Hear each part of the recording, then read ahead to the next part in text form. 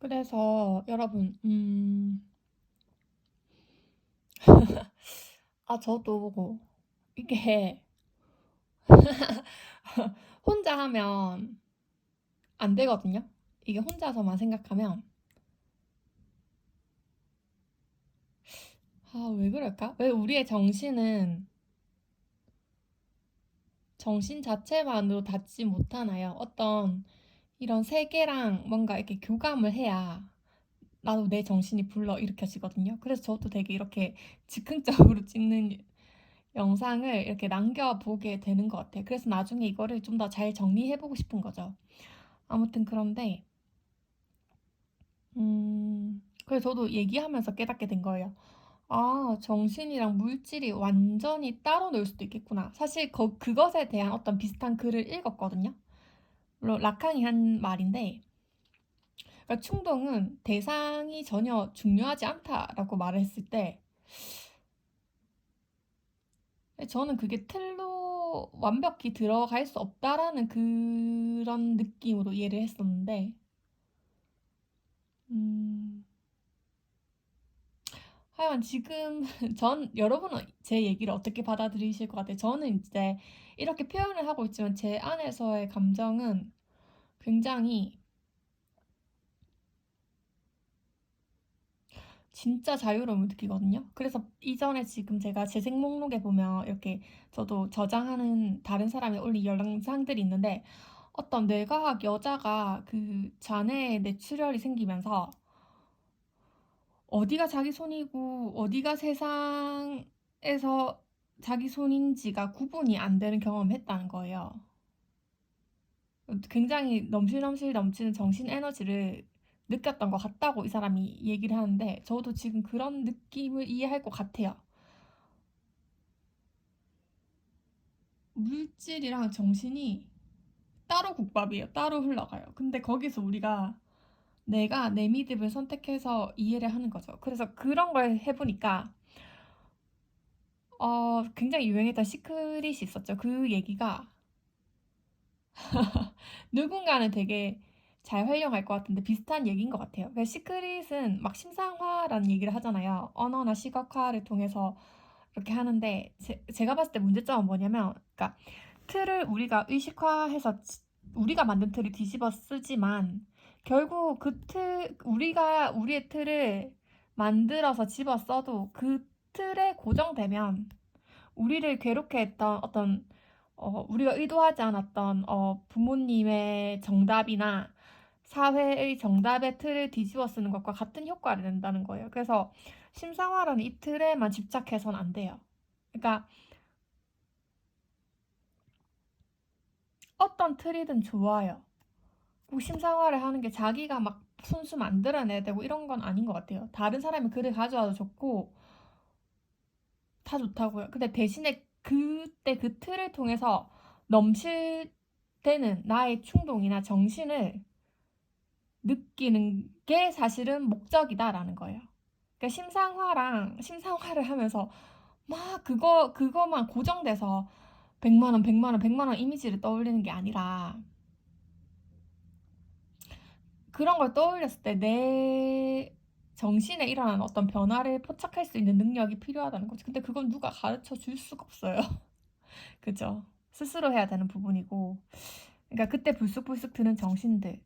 그리고 여러분, 그 정신을 불쑥불쑥 뭐가 있네 정도로만 해선 이제 안 돼요. 그 정도까지 사람들이 딥하게 내려왔다고요. 우리가 그런 지금 정서 싸움이잖아요. 왜 뭐 감성 마케팅 이런 거 유행하는 거예요. 진짜 제가 이런 거 좋아할 때는 아무도 없었거든요. 진짜 나는 미치는 줄 알았어. 난 너무 빨랐던 거야. 지금도 또 난 더 빠른 것 같다는 착각 속에 살아가지만 확실히 제가 좀 빠른 건 있는 것 같아요. 그때는 별로 안 좋아했던 게 사람들이 이제는 너무 좋아해, 그런 걸. 감성이 있어야 돼. 그 물질을 통해서 뭔가 자기 마음에 든 어떤 그런 감각들을 누구나 다 느끼고 있다고요. 자, 여기서 우리가 경쟁을 하잖아요. 경쟁을 한다기보다는 우리 여기서 만족하지 말자고요. 항상 그 틀에 고정되어서는 안 돼요. 더 나아가야 되거든요. 뭐냐? 그 정신을 포착해서 그 물질에 의해서 일어난 정신 조각이잖아요. 그 정신을 확 확장해 나가는 어떤 경험도 필요할 거고요. 그래서 웃음 뜨는 것도 명상이겠죠. 근데 거기서 끝나면 안 된다고 저는 더 나아가고 싶어요. 그게 내가 정말 하고 싶었던 거거든요. 지금 여기 내가 닿을 수 있어서 너무 행복한데 뭐냐면 그렇게 불쑥 일어나는 정신을 내가 물질로 다시 재현하는 거예요. 창조하는 거예요. 그러면 분명히 세상에 가치 있고 쓸모 있는 게 될 거라고 저는 믿어요.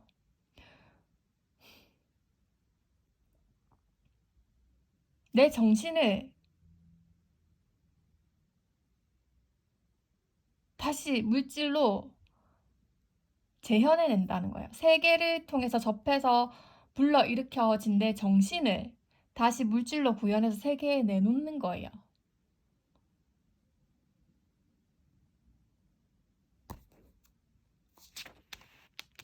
아시겠죠? 시크릿이 시크릿이 어떤 잘못 이용했을 때의 어떤 그런 것. 어.